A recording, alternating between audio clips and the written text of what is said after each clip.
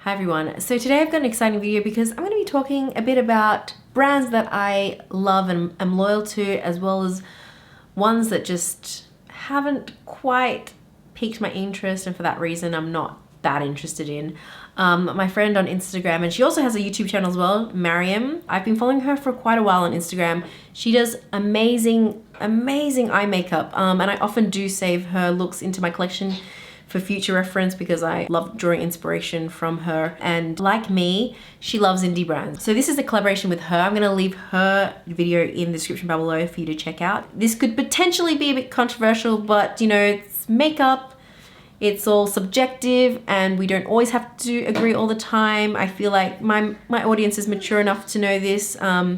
So please just enjoy this and don't be offended, please. Now this topic was kind of hard because I feel like I'm not really loyal to many brands. I like to try a lot of makeup, and I try makeup from so many different brands. And so there are very few brands that I've got a large variety of their products that I continually buy from. But I feel like these three brands really deserve their place because I have tried a lot of their things and I do quite love them. So let's start with the stuff I love. So first brand I want to talk about is an indie brand. Of course it is. It's my channel. And it is Makeup Monsters, for the mere fact that I have counted how many liquid lipsticks I actually have from them, and it is somewhere around 40 plus, which is a lot, especially because I already do have a lot of liquid lipsticks, but for some reason I felt the need to pretty much collect everyone that they had. There's only a few that I don't have, but I love Makeup Monsters liquid lipstick formula. I have 3 full trays of them. They're gorgeous. I did a video a long time ago doing lip swatches of them, but since then I have collected more. Now besides the liquid lipsticks, I have tried their highlighters, and I have got the palette on the way, which is super exciting. That palette is a rainbow palette, and if it was any other brand, I would not have picked it up, but because Makeup Monsters is a brand that I love, I wanted to try it out. So I did buy 2 of them because I will be giving one away sometime in the near future. And I'm super excited to try it because the colors look gorgeous. If their hair dyes were available in Australia, I would have snapped it up because I love coloring my hair, as you know, and I would have loved to try their hair dye, but unfortunately that's not available in Australia. Now I know that Samantha, who's the owner of Makeup Monsters, is revamping her brand. She's going to be retiring Makeup Monsters and coming out with a new brand called Menagerie Cosmetics. A lot of these products, unfortunately, I don't think will be carried over to the new brand. I am really sad that Makeup Monsters is retiring, but at the same time, I'm excited to see what they do in the future with their new brand. I hope it's good, and I will very likely try whatever they bring out. Makeup Monsters has a spot in my heart that it's bordering on obsessive. Next brand is a very niche brand, but at the same time very popular amongst a certain crowd, a certain demographic, and that is Suqqu, which is a Japanese brand. It's a luxury Japanese brand, and it's one of the first luxury brands really that I ever got into. I discovered them when I first went to Japan sometime in 2012, and I just fell in love. I've tried so many things from Suqqu, from their blushes, bronzers, face products, lip products, eyebrow products. I mean, the whole lot. The only thing I haven't tried is brushes, and I have not tried very much of their skincare, some of it, but not a whole lot. I feel like Suqqu as well is a very sophisticated brand. You know, oftentimes I want very playful makeup, but then, you know, on a day that I just want to look really sophisticated and elegant and put together, and like I've got my life under control, I feel like that's where Suqqu steps in. Even though their palettes, they look very subdued in the color, they're not very strong, the color combos just work. It's the perfect brand for I think for a working person who might want to invest a bit more money to have a beautiful collection of makeup. I am going to Japan in August, so I am totally gonna be picking up more stuff, maybe a brush or 2, who knows. Probably some limited edition stuff because let's be honest, I mean, their limited edition stuff is awesome, but it's super hard to get your hands on, which is what annoys me. How do I get on that PR list? Tell me how, and I'll love you forever because that PR list is gold. I would love for Suku to come to Australia. I think that would be awesome. I'm not sure how it would do here. I would buy the whole store though. And finally, my top favorite brand. I love them so much. Can you guess? Can you guess? Pat McGrath. Pat McGrath. Her makeup line is now worth $1 billion.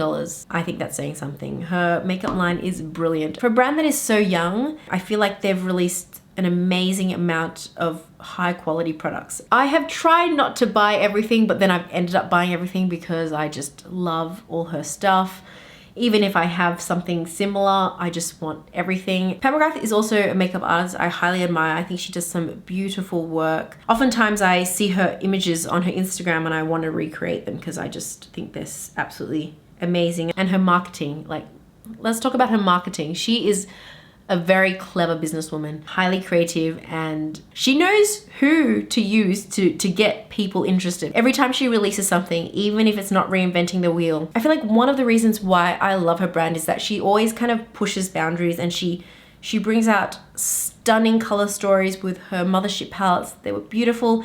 The textures were nothing like I'd ever seen. I mean, the packaging is absolutely luxe, as well as the lipsticks. I mean, they are gorgeous and on all skin tones, not just someone with fair skin, but on deep complexions as well. And I think that's awesome that she has been able to get this amount of success. I'm really excited to see what she releases in future. I have got the Dark Star kit. I've got the Lip Flesh kit. I've got the, is it the Lip Flesh kit? The Lip Lust kit. She didn't call it flesh, she called it Lip Lust because she's smart. Then she brought out the Metamorphosis collection. I got that.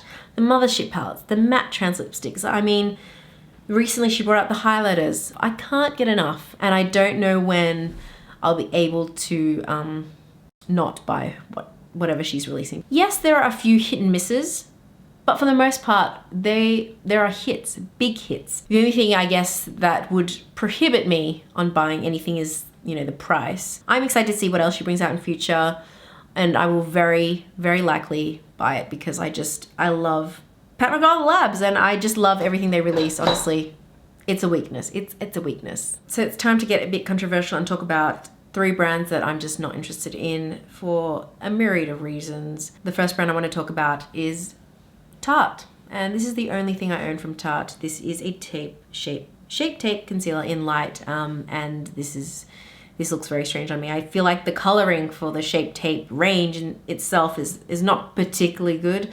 I know it's in a lot of people's holy grails, although now a lot of people are boycotting Tarte. Tarte just does not release products that I feel I'm particularly appealed to. Let's talk about their palettes first. I mean, have you seen their palettes?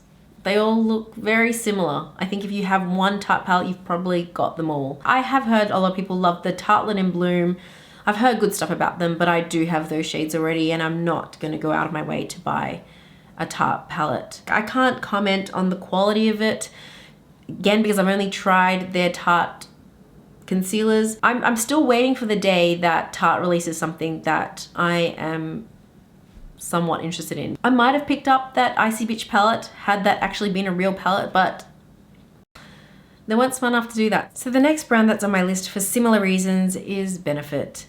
I honestly can't remember the last release that remotely piqued my interest. They re-released their eyebrow products again, and I feel like maybe if I run out of all the eyebrow products that I have, I might try one of their products. There's something about Benefit and the way that the imagery is done, the way the marketing is done, that really puts me off. It's trying to be playful, but I feel like it fails in a lot of areas with a lot of terrible advertising. For me, the packaging and the whole aesthetic of Benefit does nothing for me. Joey's there right next door, so if you're hearing him cooing, that's him. Maybe it's a demographic thing, maybe it's it's personal preference. I know some people love Benefit, but I've never walked past the counter and stopped by and wanted to get something because it just does not appeal to me at all. My preference is, you know, elegant packaging, simple, clean lines, and Benefit is the total opposite of that. I also feel that, like Tarte,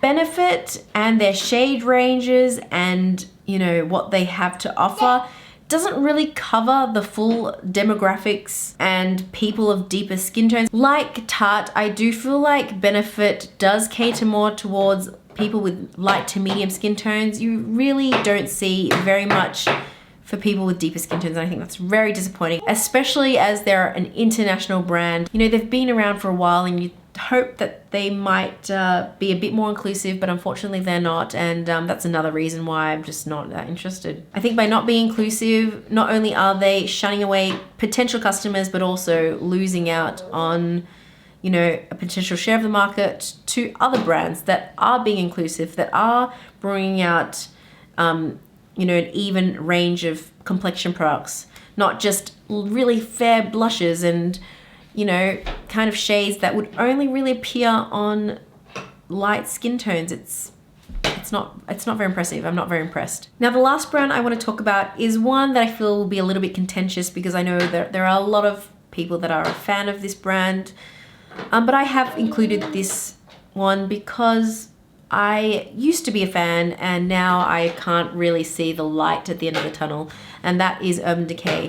I feel like Urban Decay used to be a very edgy brand, very forward thinking, but I feel like they've lost it, and now they release things that are kind of behind the trend. It's sad because I feel like maybe ever since Urban Decay was bought out, the passion was lost. They release a lot of things, I have to say, compared to Benefit, but it just doesn't quite hit the mark. I think I would prefer less releases, better quality, more thought out, than release after release after release. I honestly haven't heard anyone talk about them so favorably in a very long time. I just feel like everything's just okay. Maybe that's why Urban Decay is always on sale. There's something about the color choices, there's something about the way it's marketed that doesn't do it for me anymore. Again, I used to be such an Urban Decay fan, and it started with the Naked Palette. I think the Naked Palette was one of their products that, you know, they were ahead of things.